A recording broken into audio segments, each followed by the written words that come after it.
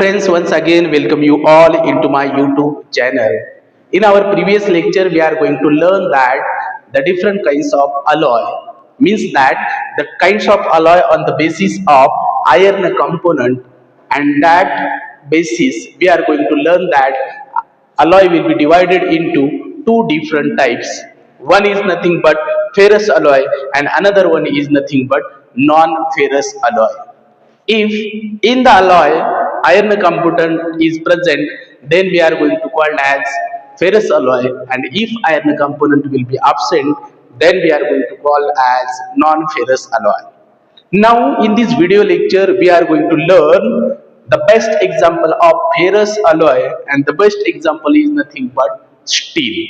Now again, on the basis of the percentage of carbon present in steel, the steel is again divided into three different types, and that three different types are nothing but one is low carbon steel, second one is medium carbon steel, and third one is high carbon steel.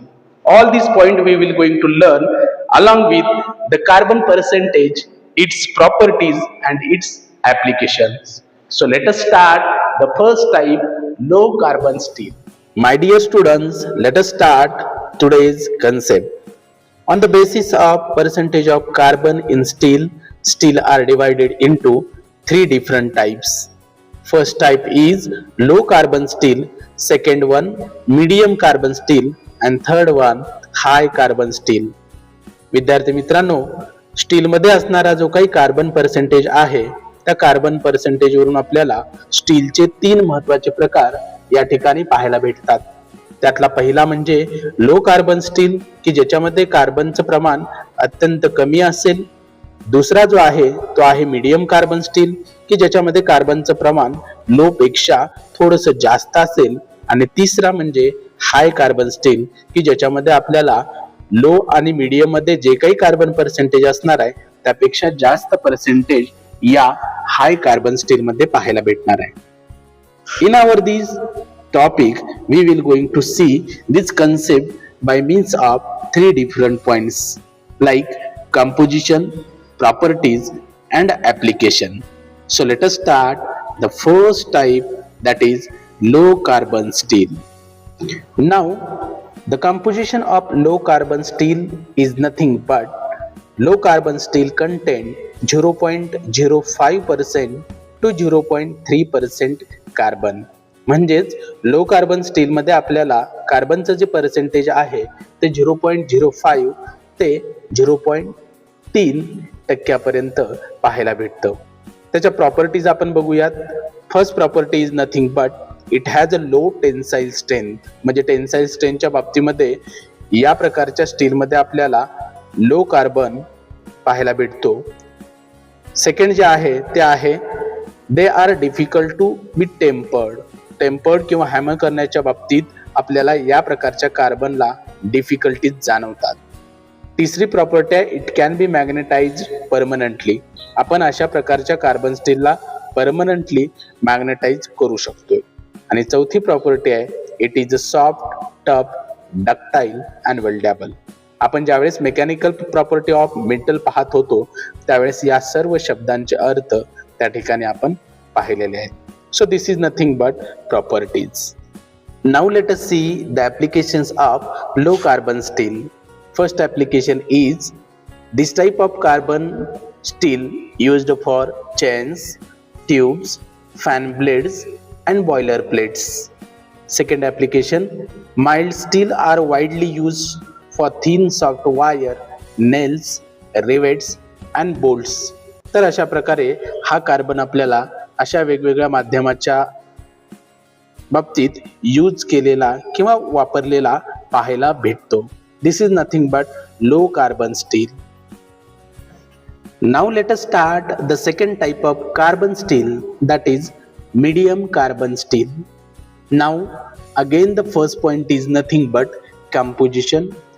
Medium carbon steel contain 0.3% to 0.6% of carbon. म्हणजेच याच्यामध्ये असणारे जे carbon percentage आहे ते 0.3 ते 0.6 असं आहे. हे लक्षात आपल्याला ठेवावं लागेल. Now the properties are nothing but: number 1, medium carbon steel are easily weldable. Second, they are highly resistant to shock. Number 3, these steels are more hard. आणि number 4, they are more hard by heat treatment. म्हणजेच पहिल्या पॉइंटमध्ये आपल्याला सांगितलेलं आहे की या प्रकारचं जे कार्बन स्टील आहे त्याला आपण इझिली वेल्ड करू शकतोय. याच सोबत शॉकच्या बाबतीत बघायला गेलं तर हायली रेजिस्टन्स असा हा कार्बन स्टीलचा प्रकार आहे.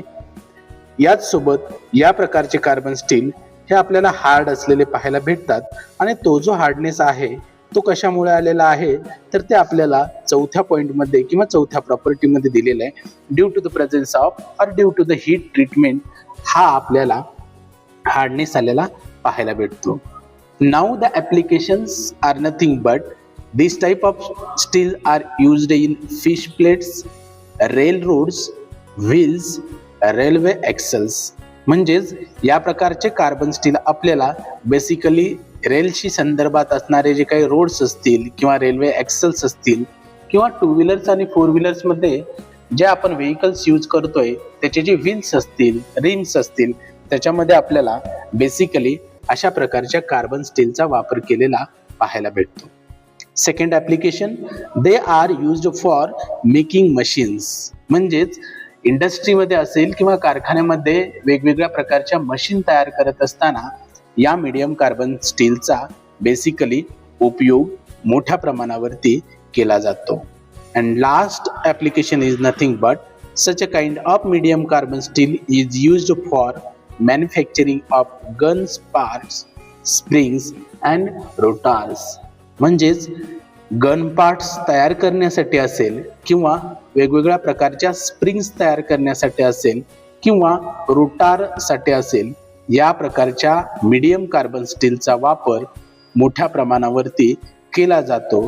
त्यामुळे आपण the best examples of or the best applications of medium carbon steels are nothing but rail road, rail axles, wheels, gun parts, springs and rotor. So this is nothing but second type of carbon steel on the basis of percentage of carbon.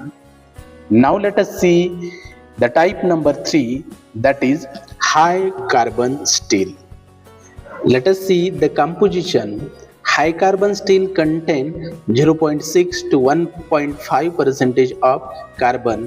म्हणजेच low carbon आणि medium carbon यापेक्षा सगळ्यात जास्त कार्बनचं percentage जर कशामध्ये असेल तर हाय carbon स्टीलमध्ये असेल. Properties, they are not weldable. म्हणजे अशा प्रकारच्या कार्बन स्टीलला आपण इझिली वेल्डिंग करू शकत नाही. That's why we are going to called as they are not weldable.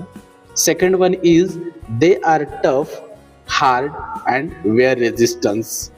Third, the tensile strength is 65 kg per mm square. It means that tensile strength सुद्धा आपल्याला या कार्बन स्टीलच्या बाबतीमध्ये पाहायला भेटते. आणि चौथी प्रॉपर्टी आहे, they can not be easily cut. अशा प्रकारच्या कार्बन स्टीलला आपण इझिली कट करू शकत नाही. So these are the main properties of high carbon steel. Now the applications are such a kind of carbon steel will be used in cutting instrument. They are used in making tensile wires. Also, such a type of carbon steel will be used for cutting instrument like cutters, knives, blades and razors.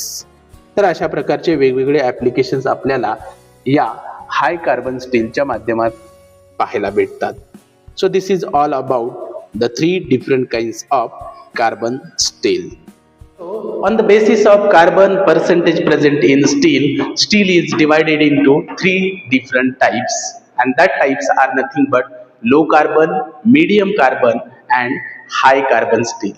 In this video lecture we are going to learn the best example steel along with their carbon percentage, their properties and application.